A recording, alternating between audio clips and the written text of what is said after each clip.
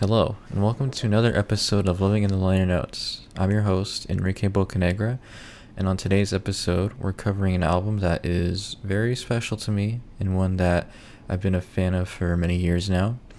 That album being Since I Left You by the Avalanches. Since I Left You was the debut album by Australian group the Avalanches. It released in their home country back in November of 2000 and got a wider release the following year. At the time of the album's release, the band primarily consisted of members Robbie Cheta and Darren Seltman, and the album was mainly consisted using samples that both members found by digging through bargain bins and finding cheap, forgotten about vinyl, and using different assorted bits and pieces from those vinyl to make new songs. There is said to be about 3,500 samples in total on the album, but due to how they collected and used samples, it's not really known for sure how many they had on there, so it could be that much or it could be a bit less. Due to the way they collected samples and use them in their music, there's no concrete number, but it definitely was in the upper range. There was definitely a lot of samples used. The Avalanches weren't expecting a whole lot of attention upon release, but to their surprise, the album did very well once it came out, and it got a lot of positive critical reception and was highly loved by a lot of people. Today, the album is considered a classic in the realm of dance music and is a pivotal recording in the genre of plunderphonics. Now, before we get into the album a bit, let's talk a bit about what sampling is for those that may be unaware. Sampling is the act of taking any piece of music that's already existing and making a whole new piece of music out of it. The piece of music that one uses to make a new song out of is called a sample. And a sample can be anything that the artist wants to use and manipulate to make something new. So it could be as simple as like one note, or it could be a short little looped bit of music with different elements in it. Once an artist has a sample that they want to use, they can pretty much do whatever they want with it. They can speed it up, slow it down, change the pitch, reverse it, or even chop it up into little bits and then rearrange them. Back in the day, you needed a special piece of hardware called a sampler to collect samples for you to manipulate and do whatever you want with. But nowadays, anyone with a computer or laptop can easily capture samples and edit them in their own digital audio workstation. The process has been really, really simplified in recent years. The art of sampling, however, has had its fair share of controversies throughout its history, with many people questioning the validity of the art form. Some claim that sampling falls under fair use, so that they should be free to take people's music and change them however they want, because they're transforming the piece already. They're not taking someone else's work and saying it's their own. They're changing it. But a lot of other artists don't really like it when their songs get sampled and kind of throw a big fuss about it. And there's been several, legal battles in the past about this kind of thing. The legality of sampling is still up for debate, but many artists are okay with it as long as permission is granted, some kind of licensing fee is paid, or royalties are shared with the artist. As I stated earlier, Since I Left You is comprised entirely of samples, which means there's no original music in the album at all. This caused for a lot of delays as the album was being developed because they had to get clearance for each sample they wanted to use. However, not all of them were cleared because a lot of them were just really tiny bits that you can't really make out right away. And a lot of the times they were also heavily distorted and edited so they wouldn't be easily recognizable. Because of this, a lot of the samples that were used in the album are still unknown to this day. Some of the samples were credited in the album's credits. However, as I said, a lot of them were like these really small samples that weren't easily identifiable right away. So a lot of them are still unknown, and people are still trying to find the sources to this day. Some devoted fans and astute listeners have been able to find sources for a lot of the samples used in the album, and you can even look up videos online of people cataloging each sample and where it was used. Definitely check that out if you get the chance, because they're really cool watches. For some re-releases of the album, some samples couldn't be cleared, so they had to either go back in and change them or take them out or like re-record them and redo them. So before I get into the album here, I did actually want to show off my own vinyl of the album that I own. 1 second. As you can see, I have it right here. I bought this a couple years back, and it's a really good release of the album. Actually, this is one of the releases I mentioned that had to edit one of the songs. But you can see the cover here. It's a really beautiful cover. I believe it's an excerpt of a painting called "The Sinking of the USS Lincoln" by Frederick Dana Marsh. You can actually see like the full painting that the album cover was taken from. If you take a look inside the packaging here, it's really beautiful. I think it really matches the tone of the album because there's a lot of kind of nautical and tropical vibes to it throughout. So like the ocean being at sea, that's kind of a big theme of the album. Even on the inside here, you can see there's the credits for a lot of the samples they use. It's really tiny fine print stuff. It just really goes to show how much went into making this album. There's just so much here. It's a really great like just piece of art to really hold in your hand and admire. I love to listen to this album even to this day. So there's about 18 tracks in the album, but I kind of like to put them in groups. There's about 4 groups, each with about like 4 or 5 tracks each. And I like to group these up in this way because they're kind of they're both, each song in these groups are a bit similar with the samples they use and just the theming and style of music that they're going for. The first track is the title track of the album, "Since I Left You." It does a great job of immediately kind of grabbing your attention and bringing you into this world that the album creates.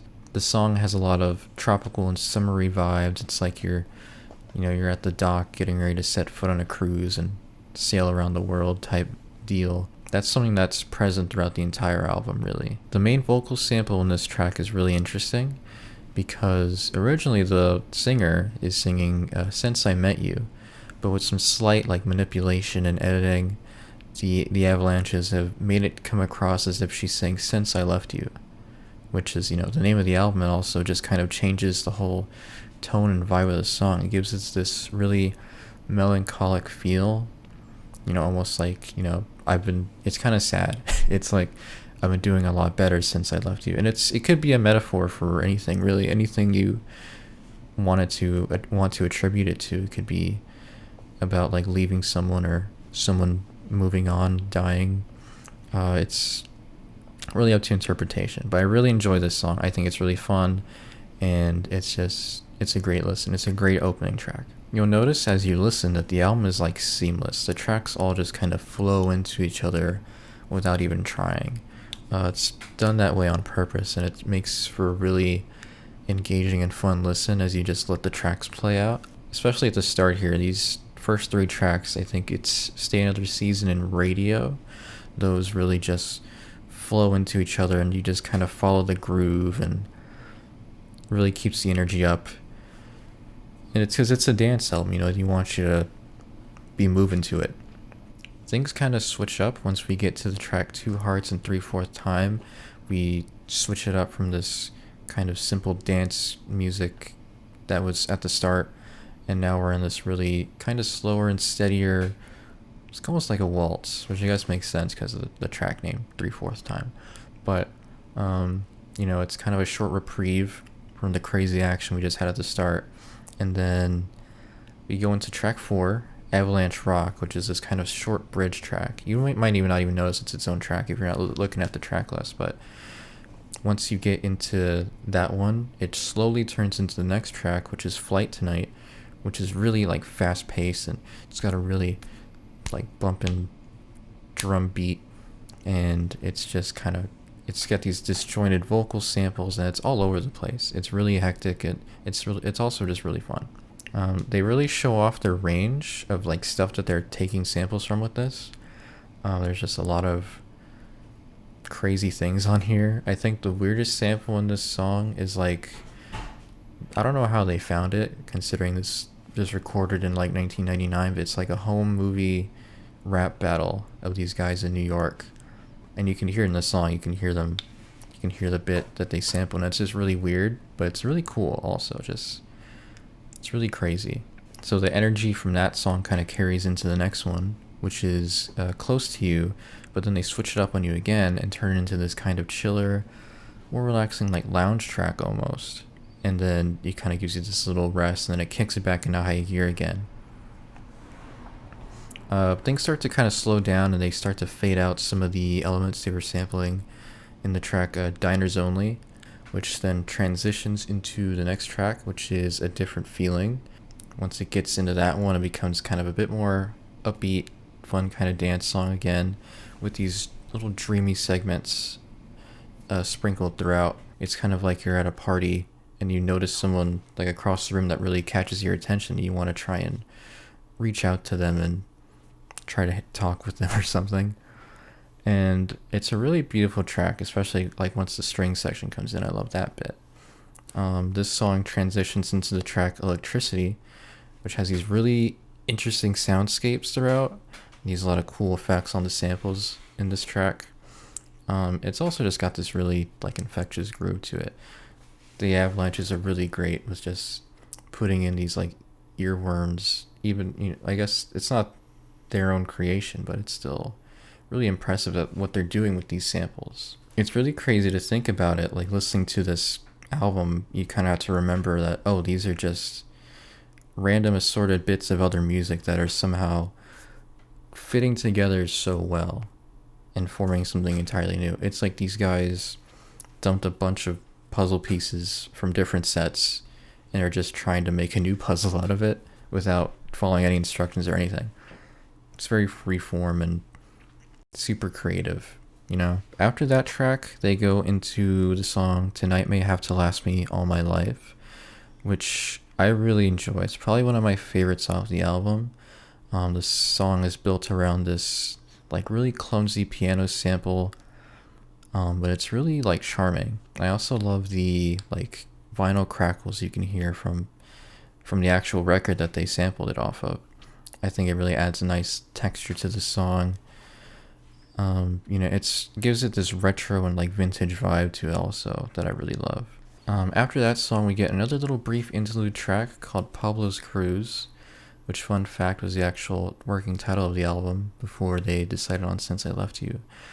This track is really ominous. There's a lot of these like, you know, distant sounding ship horns, and it has this weird ominous piano loop.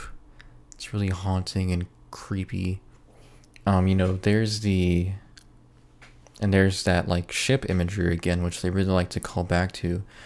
Just, I guess, the idea that you're on this big kind of ocean liner cruise thing, just sailing in the open water. That's the vibe I get from this interlude track, just with how creepy it is. Like you're at night, a ship at night, you know. But I think the ominous kind of tone really fits as it transitions into the next track, which is Frontier Psychiatrist. This track is probably one of the more well-known off the album, I think. It had a really kind of iconic and popular music video that I really like also. It's like an orchestra performing, but the bits of the orchestra, instead of being traditional instruments, are all people like acting out the samples that they use in this song, which I think is really cool and like a cool way to visualize what the album's doing. This song samples a whole lot of just kind of off the wall stuff. There's stuff from like old movies and westerns. They sample like weird comedy albums and comedy routines. That's all the main vocal bits are from. It's just a really unique track. I've never heard anything like it.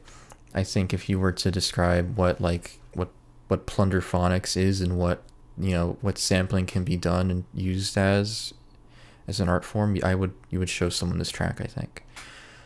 There's also one really fun part at the end where it's like a parrot talking or something, and then they do like some record scratches with it, which is just, it's totally crazy. You can tell they're just having fun making the album.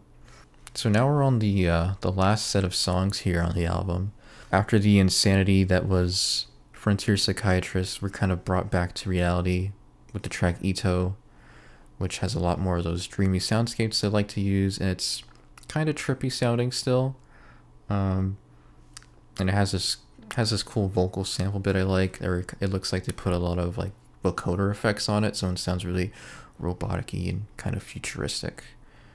After that song, it's the song Summer Crane, which I also really like. And, listening to the album again, this one stuck out to me, which it had in the past, surprisingly, but I really like the vibes of it. It's got this really uplifting feel. It's kind of like you're soaring in the air. That's the feeling I get from it, which I think the title is really fitting because of that. It's like you're flying like a crane. At the end of the track, though, it gets a bit weird and ominous, a little creepy too, with this like atonal like piano loop. So it's kind of, maybe it's like a little sign that, hey, maybe things aren't as they seem. Maybe the good times aren't going to last forever. And I think that is kind of a point they're trying to signal as we kind of get to the end of the album here, that all things do eventually end. The next track, Little Journey, starts with a sample of someone saying Bon Voyage, which I think is kind of fitting, considering we're, like I said, at the end of the album here. I think this is kind of like, we're on the final act. The track continues, and it's, the same kind of energetic dance stuff that was throughout the album. So they want to go out on a bang. They don't want to go out on a low note. They want to go out high and swinging. The next track after that is called Live at Dominoes, and it starts with a sample of these people like saying Flight 22 is off to Honolulu, like over and over. And that always gets stuck in my head, even to this day. I'll just be doing something around the house, or I'm not even listening to the album. I'll be like doing the dishes or something, and then I'll just think Flight 22 is off to Honolulu, and just over and over in my head. It's really funny and catchy. And it's a great song too. It reminds me of like early Daft Punk kind of, especially like they sample this little like guitar loop. Was really a lot of what they were doing also in like their first album, especially. Which, they were around the same time. I could definitely see them taking some influence from that. And just that genre, that era of, I guess, dance music in general. There's also a lot of cool effects on this song. They're really kind of going all out, just doing crazy manipulation effects on all these samples that they're using. It makes for really fun and engaging listen and keeps things really interesting. So now we're at the final track of the album, that being Extra Kings.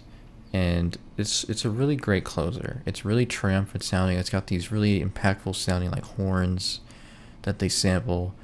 I think it really gives off a good feeling of closure. It's letting you know it's the end. It's like the curtains coming down as the play's ending. It's just really a beautiful track, and it's a good way of the Avalanche showing that, okay, this is the end of the journey now. The ride's over. This album is truly unlike anything else that's out there, and I think that's what makes it so special, and why it's captured the hearts and minds of so many listeners, even now that it's like 20 years after it came out. I think another thing that really impresses me about it, and that I am always kind of in awe about, is just the insane amount of work that went into this. Like, you have to remember that everything that you hear in this was taken from something else. So these guys had to sit through hours upon hours of music, digging through it, going through it, finding little bits that they can use, and then once they have this huge collection of samples, they have to figure out how they make them work. And that's an even longer and more daunting process, but they still managed it.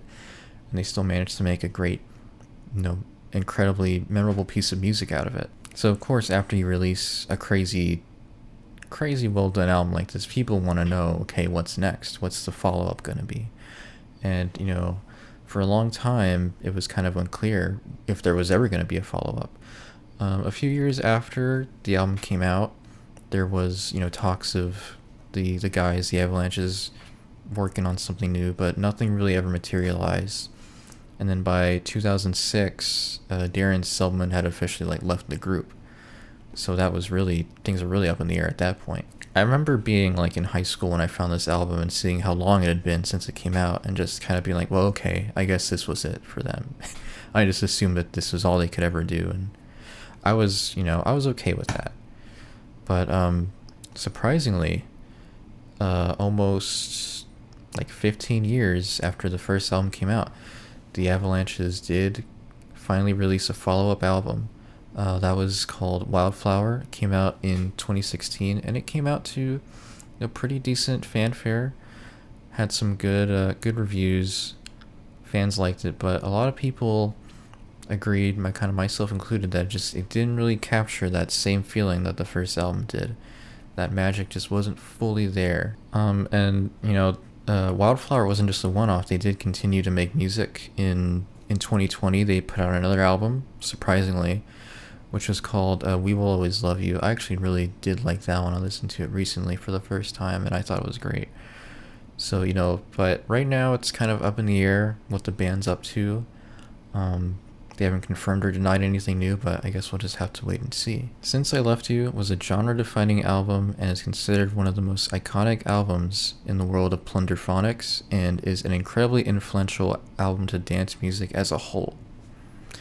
If you haven't given this album a listen yet, I highly encourage that you do, preferably all in one sitting, just so you can really take in what the Avalanches did on this record and just truly experience the skill and expertise at hand here to create a piece of music like this. That'll be the end of today's episode, so I hope you all enjoy. Thank you all for listening, and I'll see you in the next album deep dive. See you then.